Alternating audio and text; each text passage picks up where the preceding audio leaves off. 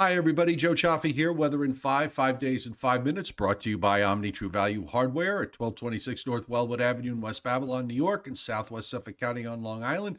Whether you're a landscaper or a do-it-yourselfer, this is the place to go to pick up whatever mulch, topsoil, sand, or anything else you need this spring. And you want to say coming spring because the way the weather's been. And also brought to you by Tempest, by WeatherFlow. Get the revolutionary Tempest weather system and become part of the fastest growing observing network on the planet. The link is on the description to this video. And if you purchase this or any other weather merchandise, use the coupon code Joe and Joe Weather Show and you get 10% off your purchase.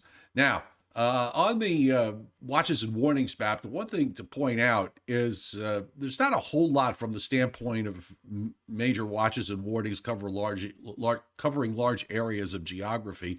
One of the outcomes of this big upper low in the east is there's a lot of dry air and cool air that has moved into the southeast and north Florida. So you see the red flag warnings that are up from Georgia down into north central Florida for fire risk here.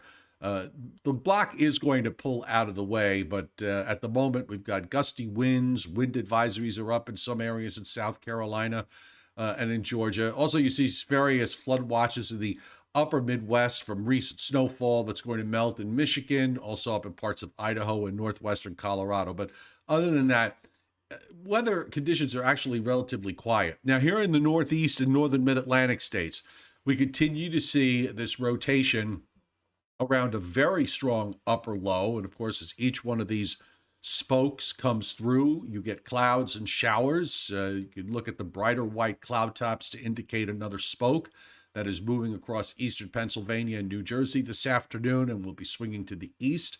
But the other thing to notice is that the feature is now moving. It was in the upper Great Lakes, and it's now moving southward through western New York and into Pennsylvania, and eventually it'll make its exit off the New Jersey coast. And once it does that, we should start to see some improvement. Now, it's not going to come fast. We're still going to have lingering effects from this upper low until it gets far enough out to the east, and that may not happen until later Friday. In the meantime, the weather is beautiful in the southeast into Florida, northwestward into the Mississippi Valley, and on up into the northern plains. We've got some specific subtropical moisture that's streaming up northward into Texas, and that's where we have some severe weather risks today. Get to that in a second.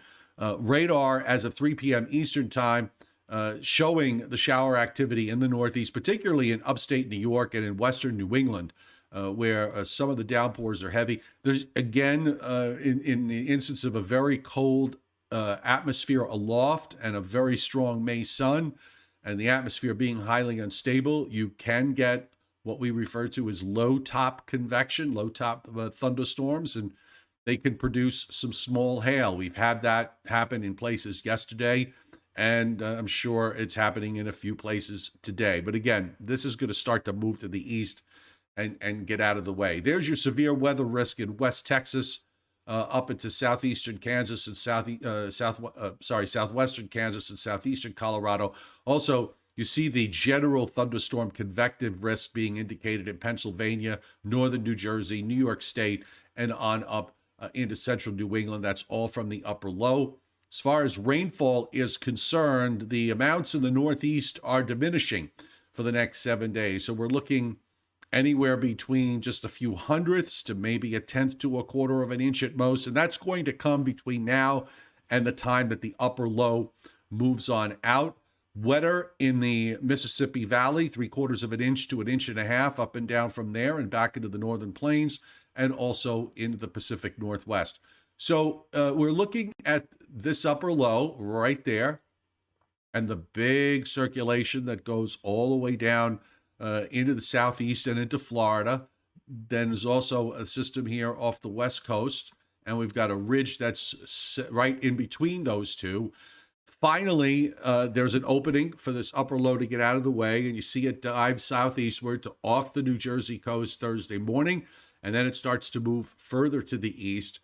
You'll notice that there's some leftover troughing back through here, so we kind of have to clean that part of the atmosphere up before we can actually get into a day where we have more sunshine than anything else. And that's going to happen, I think, if not Friday, Saturday, as we get into more of a northwest flow aloft. It's a drier flow, and that should last into Sunday. Although we're kind of on the edge of that, so it's not going to really warm up a whole lot. But at least if we get some sunshine out of this, we're going this process. We should see our temperatures get out of the 50s for daytime highs. I think by the time we get to Friday, we should be nudging 60. And then beyond that, we'll be in the 60s on Saturday and probably reaching up above 70 on Sunday in the Northeast and Northern Mid-Atlantic states, maybe some places in the low to mid 70s.